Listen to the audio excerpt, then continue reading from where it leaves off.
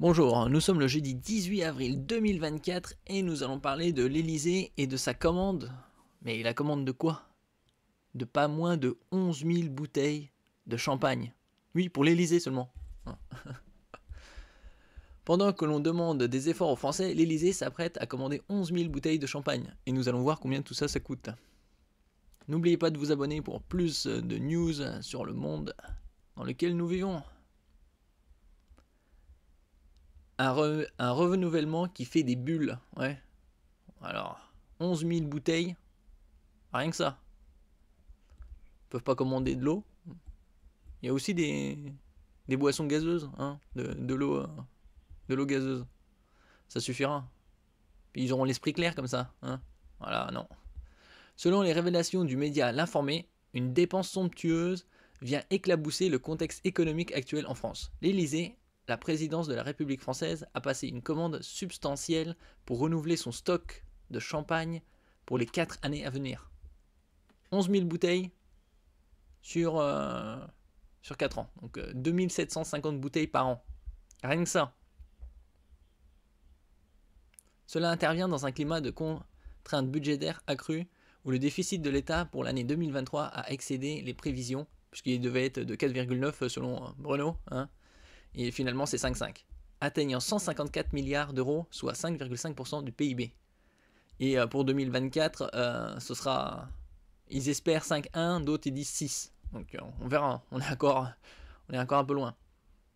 Cette nouvelle acquisition, qui soulève des questions sur la gestion des finances publiques, comprend une enveloppe de 550 000 euros hors taxes, répartie sur 4 ans.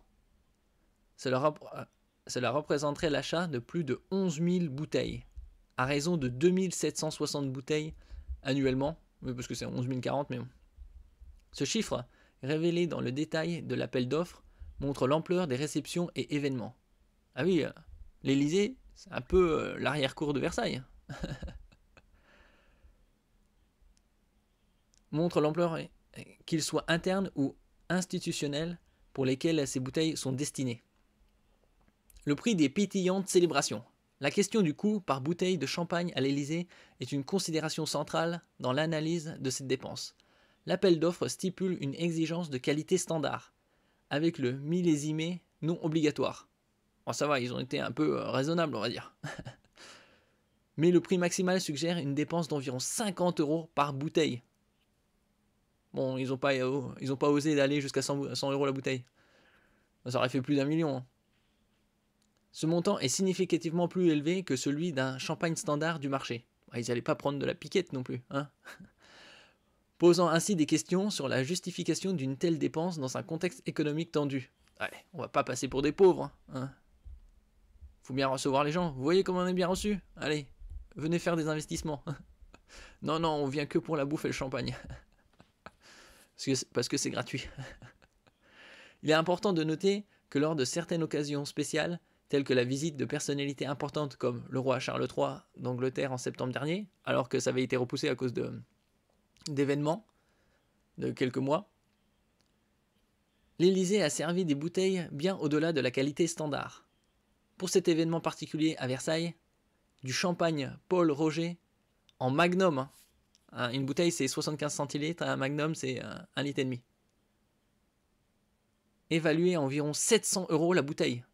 Là, on est bien loin des 50 euros. Hein. A été offert aux invités, soulignant un écart notable entre les pratiques habituelles et celles adoptées lors de circonstances exceptionnelles. Il recevait le Charles III, nouveau roi, hein, après Élisabeth II, qui était sur le trône depuis 60 ans, hein. Même plus que 60 ans. Je crois que c'était plus de 70 à 80 ans.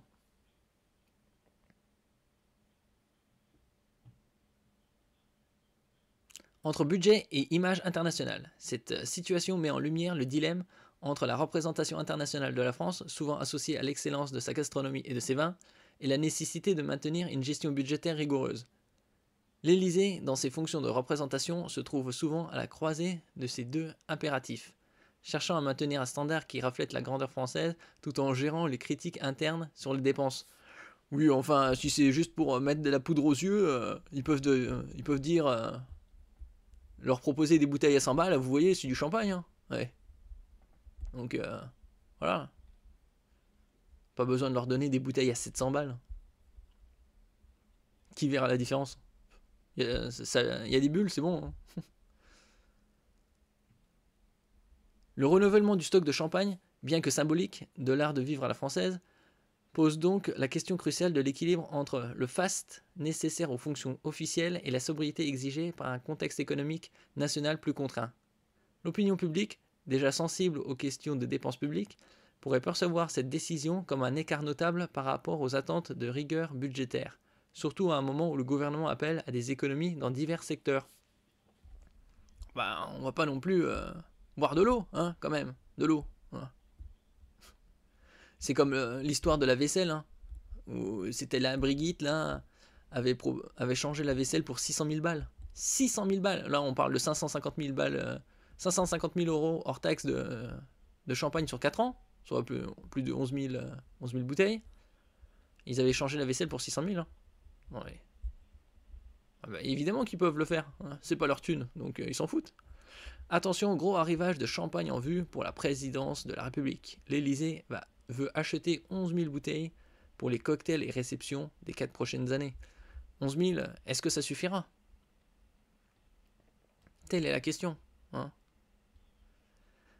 Ainsi, ce renouvellement de champagne à l'Élysée, bien que conforme aux traditions de l'institution, interroge sur la capacité du gouvernement à aligner ses dépenses symboliques avec les réalités économiques du pays et les attentes des citoyens. Il reviendra à la présidence de justifier ces dépenses et de démontrer leur pertinence dans une stratégie plus large de gestion des finances publiques, tout en continuant à assurer ses fonctions représentatives avec l'État qui sied à la République française. Oui, bon, c'était peut-être un avant-goût, c'était du marketing. Regardez comment il est bon notre champagne. N'oubliez pas d'en acheter une caisse ou deux, hein, vous avez 2 bras. Bon. Peut-être. Hein. Ouais, un demi-million pour des petites bibules. Et d'un autre côté, on va pas recevoir les gens avec de l'eau. Hein. Merci pour votre écoute. N'oubliez pas de commenter, partager et vous abonner à la chaîne.